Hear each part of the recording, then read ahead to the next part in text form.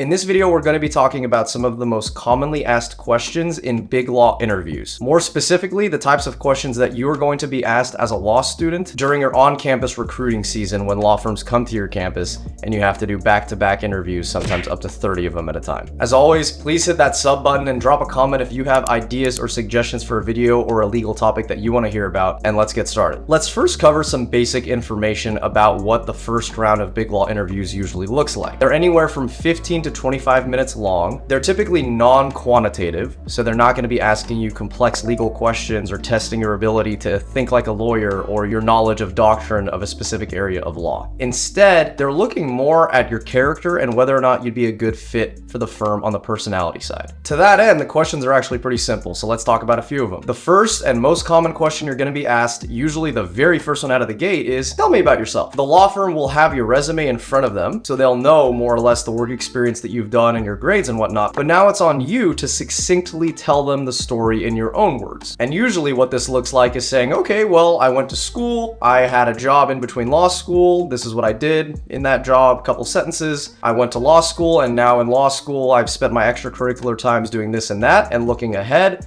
I now want to work at an esteemed firm to build my expertise in this specific practice area, etc., etc. Nothing fancy here, just be confident in your answer, whatever your answer is. Question number 2, what kind of law do you want to practice? Do you know right now? Now this one is tricky. A lot of law students don't exactly know what kind of law they want to practice when they're in law school, and part of the problem with that is that in law school you don't really get hands-on experience with the different areas of law, so it's kind of impossible to know. In fact, the summer associate program is one of the most helpful ways that you as a law student can learn and figure out, okay, I like this and I don't like this. Now, if you know what kind of law you want to do, let's say transactional versus litigation, and you want to do transactional, come out of the gate and say it, and don't be shy about it. Yeah, I'd love to practice transactional law because I love helping businesses grow, and my background in business and economics lends itself to that. Totally fine. If you don't know, it's also okay to disclose that. Just do so openly, with compassion, and of course with a little bit of confidence. For example, that's a great question. I'm not actually entirely sure yet which area of law I want to practice most. I have a deep interest in litigation, and I really enjoyed the memo drafting assignment that we did our 1L year, but I also love the transactional aspect of law and helping companies grow. So it's my hope that during my summer program,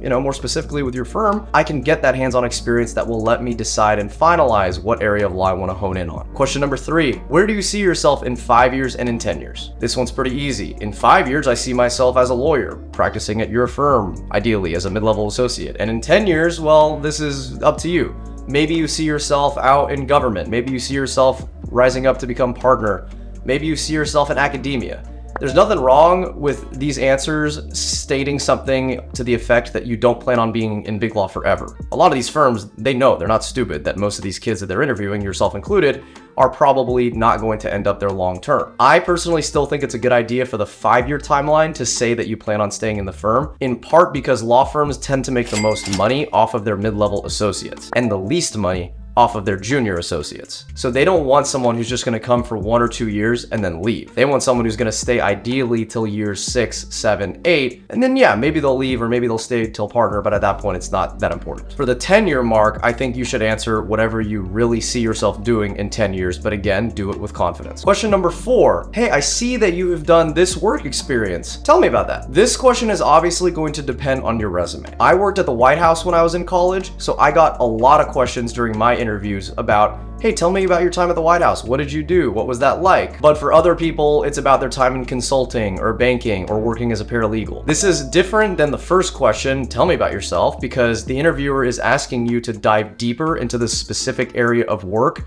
and the work experience that you have on your own resume. So just be prepared to talk intelligently about your time at every place that you worked that is listed on your resume. And the last question you're probably gonna see at some point, tell me about a time that you had a challenge and how you overcame it. Or tell me about a time that you faced adversity and how you got through it. With these types of questions, I think it's a good idea to have a story in your back pocket that you're ready to whip out on a moment's notice and tell your interviewer. For myself, I talked about the grief of when my grandmother suddenly passed away when I was in college while I was juggling studying for the LSAT and working full-time and doing my schoolwork, and how it was incredibly stressful and I didn't know how I would get past this grief that I felt. But through really effective time management and taking time for myself, I was able to heal heal from it eventually. It just took a lot of time. That answer worked for me for a couple of reasons. First, it's vulnerable, and people love vulnerability in general because it's so rare. A lot of people are going to answer this question with some sort of like work-related issue they probably had, you know, but it's not necessary. I also clearly talked about the challenge and what it was, what I did to overcome it, and how I came out on the other side. Those three elements in whatever your answer is, they need to be clear. The worst thing for this type of question is to jumble your response and say, oh, I had this PowerPoint that I had to get done really late, but it worked out and I got it done and, you know, my boss was happy. Yeah, you answered the question, but you didn't really provide much about your character. You didn't talk about how you approached the problem and used your problem-solving abilities to solve it, and you kind of just said something in 10 seconds when really an answer to this should be closer to 45 seconds to a minute and a half. As a bonus question, you're probably going to see this, and it doesn't matter a whole lot by way of the interviewers weighing your application, but it's still important to get it right, is what do you do for fun? What are your hobbies? What do you do outside of school and outside of your future career as a lawyer? Typically, when you apply to these law firms, you're going to have a line in your resume that says hobbies or extracurriculars, you know, for fun. And the key here is to just be relatable. Just do something vanilla that you can talk about for a minute with a smile on your face. It could be Star Wars,